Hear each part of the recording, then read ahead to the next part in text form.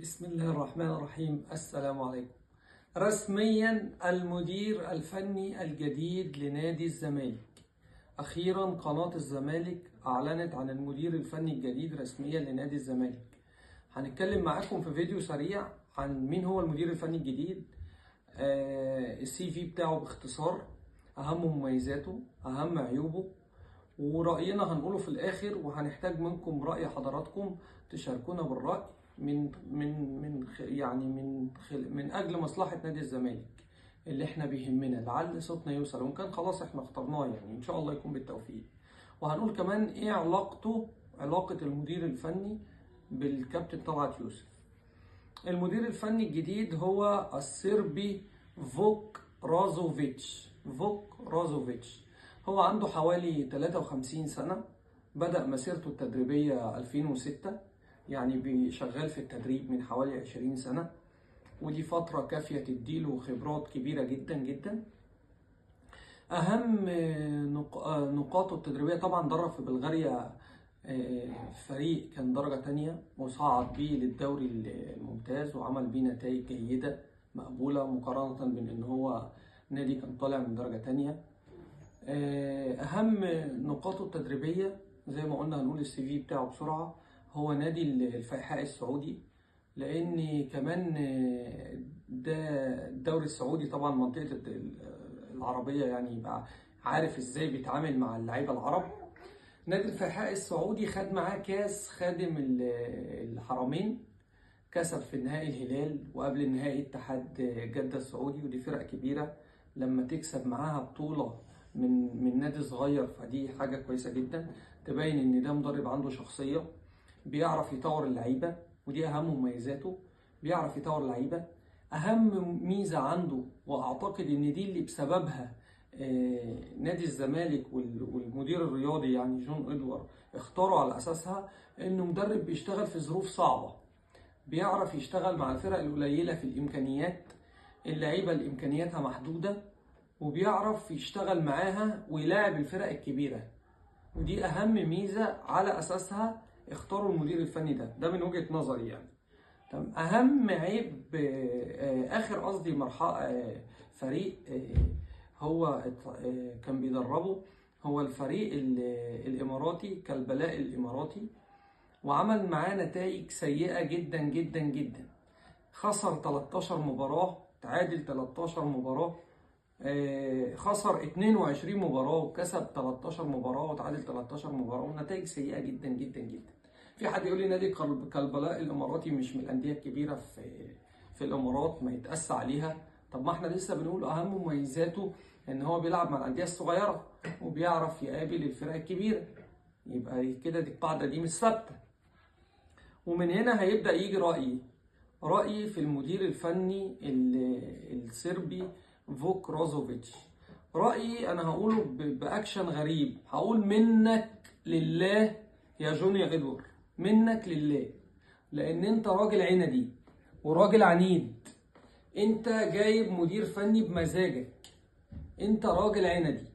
اما يكون راجل اهم مميزاته ان هو راجل دفاعي بيلعب على التحولات الهجوميه، طب ماشي ده مناسب للزمالك. طب ما كان معتمد جمال بيعملها، بل بالعكس معتمد جمال اتطور في الاخر وبقى عارف يهاجم بشكل اكتر، بقى عارف ان عنده بزيرة، عنده شيكوبانزا، عارف ازاي بيلعب باتنين مهاجمين في بعض الاوقات. ده عقبال ما يعرف الكلام ده يعني نكون ربنا يرحمنا برحمته.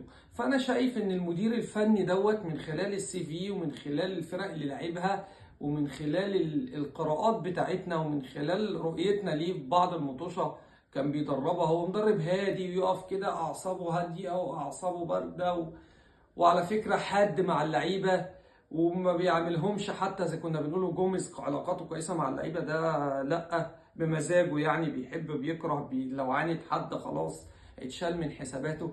كل دي حاجات ضد نادي الزمالك، ما اعرفش ما اتقريتش في السي في بتاعه ليه. فده راجل عنيد بيلعب بطريقه 4-3-3، بيلعب على التحولات الهجوميه. باختصار شديد ده عايز نادي من انديه وسط الجدول، بيدافع بيه كويس جدا وبيلعب على التكتلات الهجوميه، وان الملعب لو انت بتلاعب فرقه كبيره، اتقال عليه في السعوديه ده قاهر الانديه الفرق الكبيره. قاهر ليه؟ عشان غلب الهلال وعشان غلب اتحاد جده. طيب ماشي، انت غلبت الفرقه الكبيره، غلبتها ازاي؟ فريق انت بتدافع كويس جدا جدا، فعشان هو فرقه كبيره بتلعبك مهاجماك طول الماتش وانت مدافع كويس، بكور مرتده بتكسبها. فانت ما عملتش يعني الاختراع العالمي، ومش مقياس ان دوت يبقى مدرب عالمي. فانت من هنا ما ينفعش يتقاس ان المدرب ده مدرب كبير. لا، انا شايف انه مدرب يعني الزمالك هو اللي هيعليه، وهو جون ادوار. انا بقول رايي ومستني رايكم في التعليقات. منه لله، منه لله، تاني انا بقولها بالبلدي كده، منه لله جون. وسجلوا يا جماعه علينا الكلام دوت. النهارده هو 20/7 وقت الاعلان عن المدير الفني، بنقول منك لله يا جون ادوار، انت جبت لنا مدير فني راجل طريقته طريقه تعادلات. فانا بقول لكم اهو من قبل الدوري ما يبدا الزمالك هيفضل 0-0-0-0، لان 90% من الفرق اللي بتلاعب نادي الزمالك بتلعب دفاع، وهو اصلا الراجل مدافع بالكتير، بيلعب باتنين لعيبه قدام ما يعملوش اي حاجه، فيفضل ماتش 0-0 لحد ما يضطر الجماهير هي اللي تخليه يهاجم، مش هو اللي هيهاجم. فالزمالك يهاجم فيقوم جايب جون، فنبقى مكسبنا عباره عن ان احنا بنطلع من عروقنا عشان نكسب 1-0، بنطلع من عروقنا عشان نكسب 1-0. ده لو ان شاء الله فضلنا ماشيين نكسب. فانت منك لله يا جون ادوار. ده رايي ومحتاج راي حضراتكم في التعليقات لو كان راينا صح. وده اللي يخليني اقول علاقته بطلعت يوسف. يا جماعه اللي عايز يعرف المدير الفني ده من قبل ما يبدا اهو، اتفرج على طلعت يوسف في التدريبات، وحافظ طلعت يوسف طبعا مدرب كبير في الدوري المصري كله عارفه، بس راجل بتاع انديه وسط. يقعد كده معلم، اعصابه هاديه، ما بيتهزش، بيعرف يلعب الفرق الكبيره، بيقفل الماتش طول الماتش. فاحيانا بتيجي معاه ان الفرقه الكبيره ضغطاه مش عارفه تجيب جون، فبيقوم هو خاطف جون فكاسب الفرقه الكبيره. بيلعب دفاعي بشكل كويس جدا. طلعت يوسف هو اللي بيدربنا، بس اسمه بالاجنبي السربي فوك رازوفيتش. خليكوا سجلوا عليا الكلام ده يا جماعه، لسه الدوري ما بداش خالص. طلعت يوسف بيدرب نادي، طبعا مش بنقلل من طلعت يوسف، بس احنا بنتكلم احنا عايزين بل بالعكس طلعت يوسف يعني مدرب يعرف يغير. انا لو بلاعب الزمالك فريق بطوله ههاجم، لكن ده لا، ده ستايله كده. اللي هيخليه يهاجم الجمهور. وخليكم يا جماعه فاكرين الكلام ده عليا، هو مدرب بيعرف يطور، دي ميزه للامانه برضه عشان ما نقولش كل حاجه وحشه. بيعرف يطور من اداء اللعيبه، لكن ما عندوش تكتيك ياما مثلا، ما عندوش تنوع في الخطط في خلال المباراه. فانت ليه بتعمل كده يعني؟ ليه انت تجيب يعني سانتوس لما اللي هو كان بتاع الفريق المغربي دوت، اللي انت ما كنت بتفاوضه وانت مش محضر الفلوس، تمام كنا اقول لك شابوه ماشي. لكن انت مش عايز معتمد جمال، كنت هات لنا اسم كبير. فانا بقول ربنا يستر. ربنا يعني انا قلت لك منك لله، منك يا رب كلامنا يوصل، ويا رب يكون كلامنا غلط، لكن انت منك لله. فاحنا مش عايزين نقولها لك بقى واحنا بنخلص عليك لو المدير الفني دوت حصل اي حاجه، ان احنا مش حمل حاجه. ما اعرفش جو المشاريع اللي انت بتعملها ومدرب مشروع ايه يا عم؟ مشروع ايه؟ تجيب مدير فني هات جوميز. لما انت حضرت فلوس ادفع انت الشرط الجزائي بتاعه هاته، واديله فلوس ياما على الاقل حافظينه. هات كارتيرون، رن على ميدو كده وهات كارتيرون، احسن منه، احسن منه. انما انت بتشتغل بدماغك وراجل عندي وراجل ما بتسمعش كلام حد. فربنا يستر وما يحققش عندك في الزمالك، عشان الزمالك غلبان وجمهوره غلابه. ربنا يستر.